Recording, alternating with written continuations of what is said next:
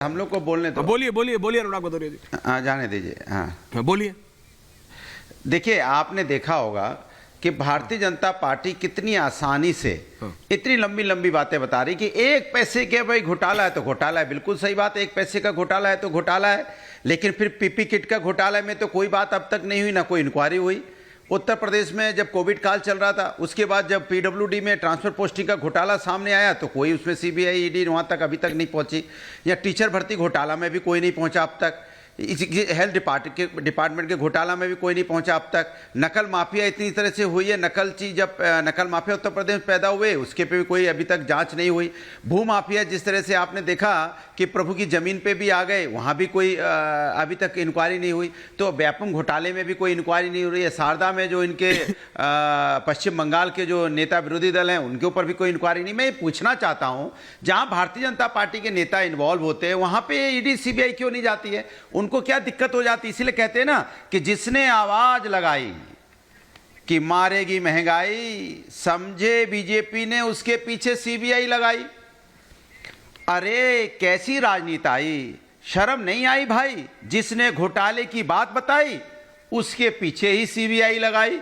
अरे बताओ बीजेपी वालों, कितनी हुई काली कमाई, युवाओं ने कितनी नौकरी पाई, जिसने भी गुहार लगाई उसके पीछे लगाई सीबीआई। भारतीय जनता पार्टी कमाल की हो गई है। जो भी भारतीय जनता पार्टी के खिलाफ महंगाई, बेरोजगारी, महिला अत्याचार, भ्रष्टाचार के खिलाफ आवाज उठाएगा, वहीं दूसरे दिन सीबीआई ईडी पहुंच जाती है। तो मैं जानना चाहता हूं ये कौन सा सिस्टम है भाई? जिस तरह का आपने देखा सिंधे गुट में जो 40-40 विधायक टूट के गए, कितने विधायकों पे आप केसेस चल रहे थे भ्रष्टाचार के? अब कहां चले गए वो केसेस? कहां चले गए? मैं पूछना चाहता हूं, जिनका ये डिप्टी सीएम ना जो अभी महाराष्ट्र में नाम लेते थे, खड़े होकर सदन में जिन विधायक का नाम लेते थे शिवसेना के, आज वो सिंधे गुट में चले गए हैं तो पाक साफ हो गए, उनके बारे में कोई इंक्वायरी नहीं। तो ये भारतीय जनता पार्टी को दिक्कत क्या है भाई? देश के साथ आप इस तरह का क्या करना चाहते हो? आप भ्रष्टाचार को पकड़ना चाहते हो कि भ्रष्टाचार के ये डर दिखा दिखा के अब अपनी सरकारों को मजबूत करना चाहते हो, या सरकार बदलना चाहते हो, या सरकार बनाना चाहते हो, या समाज के अंदर में आप लोकतंत्र के ऊपर हमला करते हो? आप करना क्या चाहते हो भाई? आप चाहते हो कि हम सब पे कब्जा कर लें, जो बोलेगा उसके ऊपर कार्रवाई हो जाए? और जो प्रवक्ता जिस तरह से ऐश्वर्या जी आप बोले ना भले बोले, कोई आपका एंकर बोले ना भले बोले, जिस दबंगई से आपके चैनलों पे आके ये लोग बातें करते हैं, मुझे तो यही लगता है कि पूरी मीडिया डर जाती है इनसे। किस लिए? अरे बीजेपी का प्रवक्ता जा रहा, जाने दो।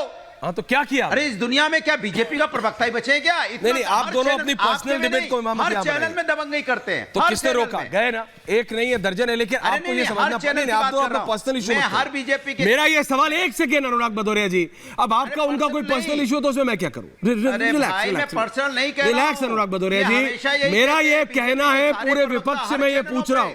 अनुराग भदौरिया जी, अब हम सुनेंगे नहीं। अनुराग भदौरिया जी प्लीज रिलैक्स। भाई जाओ भाई। हाँ तो भैया क्या हो गया?